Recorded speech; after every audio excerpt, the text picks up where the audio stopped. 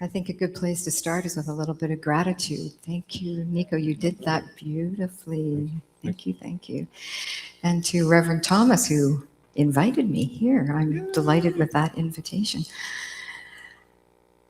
So whether it's Nico or Thomas or me and you, I guess we're all here because we're on Unity's positive path for spiritual living.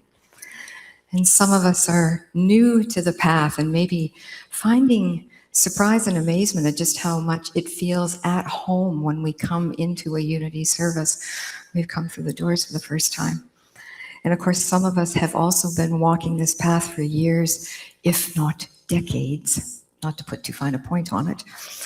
And you know, the good thing is the message of unity is one that we can continue to learn from, grow into, and continuously learn to expand our humanity and our spirituality. So lots of learning for a long time. I notice even in our Unity Vancouver Island vision statement, we've got words about growing, unfolding, expanding. And of course, that is me, that is you, that is all of us, of UVI. We are the ones who are this center of love and light. And I have a new thought on this whole concept of love and light. It's a thought I've often had as my humanness bumps straight into my spirituality. And I'm going to give you a few cases in point of how this has appeared in my life. I'm guessing some of you may relate. So I'm in the kitchen with all my groceries brought in from the grocery store, cupboards opened wide, groceries on the counter and on the floor waiting to be put away. And I take the groceries, some of them, the tins and the jars, the heavy stuff, and I bend down to put them in the lower cupboard and then come up and smack my head on the open kitchen door that is above me, the cupboard door. I can tell you that if that is God expressing, it's one powerful vocabulary. Amazing stuff. Another example of my humanness. I had a beautiful cat, 18 years old. Her name was Shadow. And she was one of those cats that didn't go to just anybody. She only came to me. So she was my girl. And at 18, I could tell she was fading and fading quickly.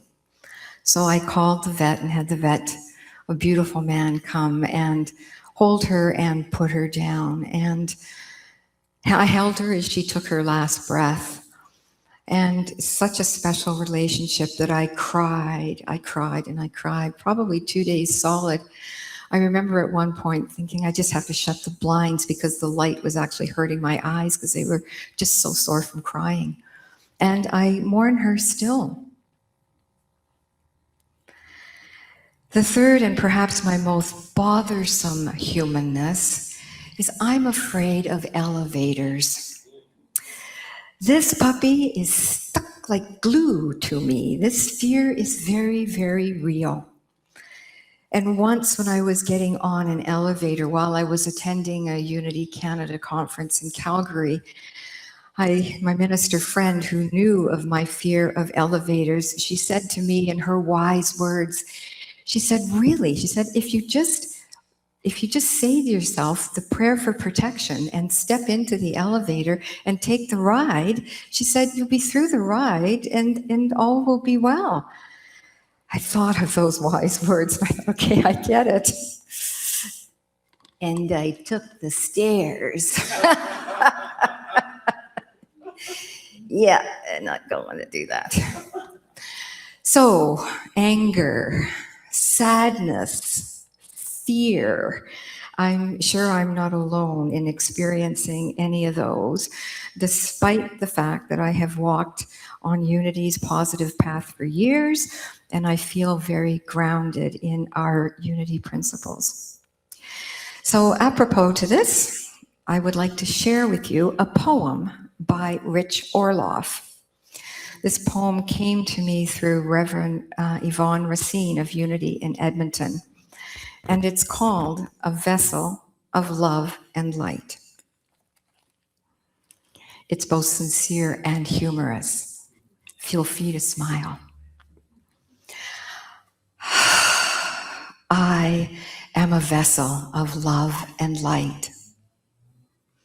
Except when I haven't slept very well and then I'm just cranky. I am a vessel of love and light. Except when I've been fasting for like a half an hour. I am a vessel of love and light. Except when people interrupt me and I think, hey, I'm a vessel of love and light, so shut the hell up. I am a vessel of love and light. Except when I'm on hold with Verizon, and then I would like to smite Verizon. I am a vessel of love and light. But sometimes, when I see another vessel of love and light, I get vessel envy. I am a vessel of love and light. Except last Thursday, don't even ask. I am a vessel of love and light. Except when I'm around my family. Around your family, I can be a vessel. I am a vessel of love and light. Except when I'm reciting a poem and looking at everyone, and I begin to wonder, do these people even like vessels of love and light? I am a vessel of love and light, but I'm not always skillful at it. Sometimes the love comes out as ambivalence, and the light comes out as a glare. I am a vessel of love and light, except when I'm insecure or hungry or feeling broken, or when I don't believe my needs will get met by being myself, and I refuse to be vulnerable or even ask for my needs to be met, because I'm afraid if I do, someone may destroy my vessel. So I turn inward and affirm, I am a vessel of love and light. And when I miss the mark, may I meet myself with compassion, for it's okay. Being a vessel is hard, and it can feel scary to let the love and light either in or out. And if I can remember this with every breath, then I can be a vessel of love and light. So that's by Rich Orloff. So my big takeaway from this poem and from life is that it is indeed hard, if not impossible, to be a spiritual vessel of love and light all the time. I am a human, I mess up, but that doesn't mean I give up. What I have come to embrace is the both and of life rather than the either or. So in a world that often presents completely as duality, good, bad, light, dark, sacred, ordinary, I find comfort and much deeper understanding and certainly more meaningful growth in non-duality. Good and bad, light and dark, sacred and ordinary. And when I need help finding my way back to that both and, I turn to the way showers, those teachers and wisdom traditions that offer a bridge. The path can often feel lost, and this helps me immensely. So today I want to invite you to walk that bridge with me. First up, Myrtle Fillmore. Myrtle is a beloved way shower. In 1886, at 40 years old, she was told she had 6 months to live. Tuberculosis. Here's what I love about her story of recovery. She didn't fight her body. She didn't flee from it. She went toward it. Every day, she would sit quietly and literally talk to her cells, her organs, her tired and struggling human body with love, with patience, and with gratitude. She recognized something profound, that she was inseparably one with Source, and that her very human body was part of that oneness, not separate from it, not a problem to overcome, but sacred ground to be honored. 2 years later, not overnight, but 2 years of radical, courageous self-love, she was healed. She went on to live another 46 years and co-founded Unity, the very movement that gathers us here today. So Myrtle didn't transcend her humanness to find the divine. She found the divine by going more deeply and more lovingly into her humanness, both human and divine. Let's look at another way, shower. Let's look at the moment when something lands in your life that you absolutely did not request. The loss of a friend, a family rupture that you didn't see coming, a life chapter forced to close. And every cell in your body says, nope, not that, I don't want that, get it out of here. Here's what I find very inspiring was the fact when I read, Jesus was there too. So in the Garden of Gethsemane, the night before his crucifixion, we read, Jesus fell to the ground and prayed. And I'm paraphrasing this now. Please, not this, any other way. That was Jesus being fully human, not bypassing any of the pain or the anxiety about it.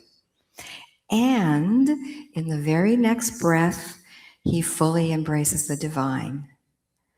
Nevertheless, not thy will but mine, but thine be done. Agonized and surrendered. He didn't skip the hard part to get to the holy part. The hard human part was the holy part. Both and. So here's what I've come to realize, and maybe you guys have all got that. Maybe you're better vessels than I am, but this is my realization that this life, my life, is not about bypassing the tension or resolving it with an affirmation. The tension itself is the path. Our human experience is sacred ground, not an obstacle to the divine. Sacred ground.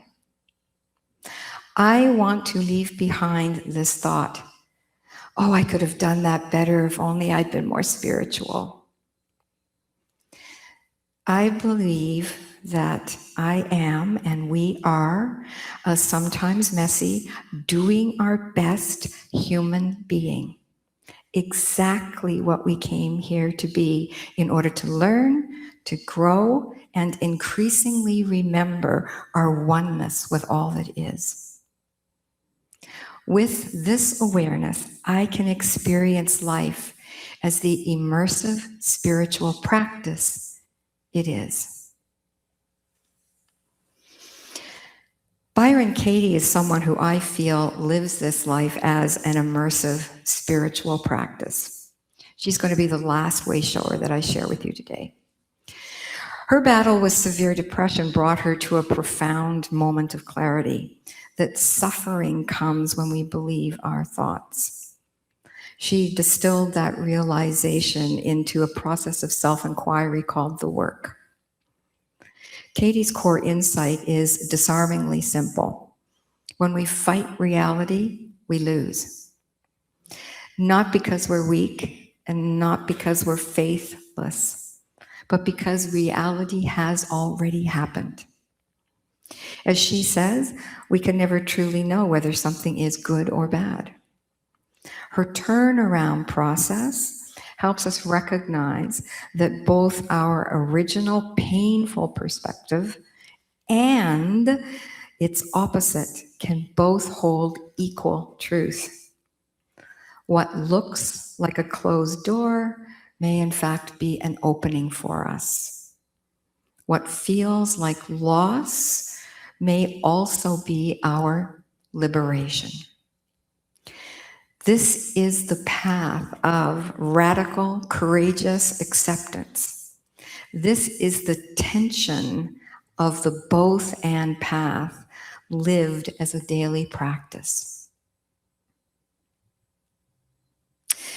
Part of my own path of acceptance is knowing that I am far from being a vessel of love and light. On a good day, the best I can be sometimes is a Tupperware container with a matching lid.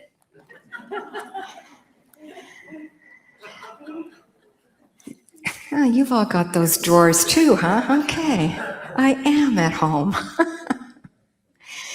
In a Unity book I'm currently reading, it's called The Understanding Your Soul, the Channeled Wisdom of Jesus. I found a navigational tool for living this both and path of being both human and divine, and I'd like to share it with you. It says this: when you do not know what is going on, what to say, or what to do, love is always the fallback position. Start every day speaking the intention of being a being of love. It will never be perfect. You are not meant to be beings of unconditional love while you are in your human self, but you are meant to work toward it. In closing, I want to share another poem by Rich Orloff. So please hear the words of this poem as being spoken to you by spirit or Christ consciousness or your higher self or in whatever way you know oneness. It's called A Message from Your Biggest Fan. A still small voice arises within. I'm rooting for you. Delighting when you succeed, understanding when you fail, appreciating each effort, loving your desire to heal. When you stepped into existence, you arrived as both animal and the divine, a potent mix that can be a challenge to access and too overwhelming to reveal. You may struggle in the wilderness of your mind, hiding from parts of yourself that you don't understand or were taught to disown. I see the agony you cause yourself by unreasonable demands. I see the pain caused by what others claimed were gifts, but which were Trojan horses of sorrow. I also see the wonder of your soul, the fierceness in your strength, the tenderness of your wounds, the brilliance of your imagination, the majesty embedded in each cell. I want nothing less for you than to find a way to reunite with all of you so that you can sit in wonder at the miracle of your creation.